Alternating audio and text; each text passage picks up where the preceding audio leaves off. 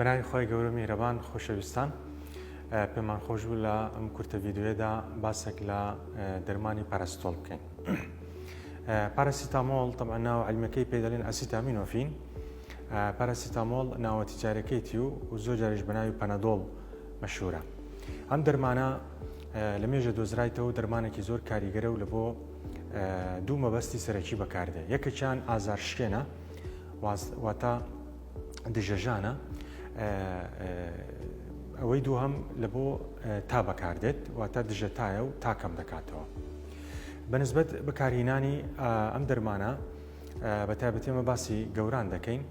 ئەگەر نەفەرەکە عمری لە 18 ساڵ بەسەرەوە بێ و 50 کیلۆ زیاتر بێ، ئەوە دەتوانێت ڕۆژانە 3 جار ئەم دەرمانە بەکاربیینی هەر جارێک یا حەبک 500 هەتاوەکو هەزارێ. هەندێک جاریش ئەگەر پێویستبی دەتوانێت بۆ ماوەیەکی کورت بۆ 4-5 ڕۆژ دەتوانێت حەبی هەزاری 6 ساعت جارێک وەتە ڕۆژی 4 جار بەکاربێنێ.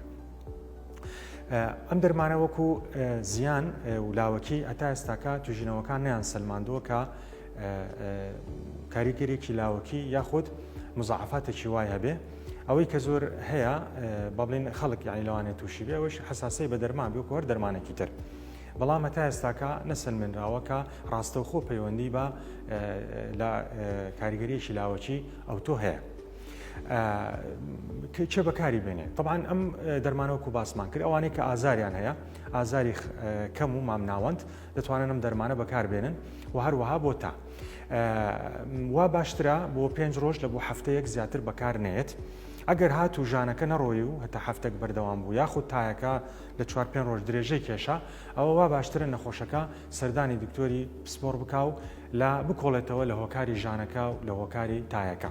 بۆیە نابی نەخۆشەکە بە بەردەوامی نەک لە بەردەرمانەکە بەڵکو لەبەرەوەی ئەو ئازارە لەوانەیە نیشانی نەخۆشیێکی ترسناک بێ یاخود تایەکە فەنابێ بەردەوام ئەو دەرمانە بەکاربێنێ. بەڵام ئەوانی کە پێویستیان پێ و ئازاری درێژخایانیان هەیە دەتوانن بەکاربێنن.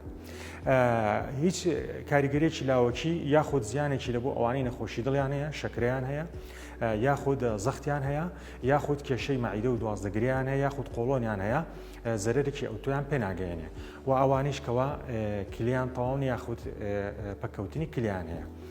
یەک حاڵەتەیە ئەویش پەکەوتنی جگەرە، چکە ئەم دەرمانە لە جگەر تێک دەشکێنرێ و تەسفیە دەکرێت لە جسم، فبۆیە ئەوانی کە پەکەوتنی جەریان هەیە ئەوانە ناتوانن ئێگەرش بەکاری نێ دەبی لەژێر چاودێری دکتۆری پسپۆر بەکاری بێنن.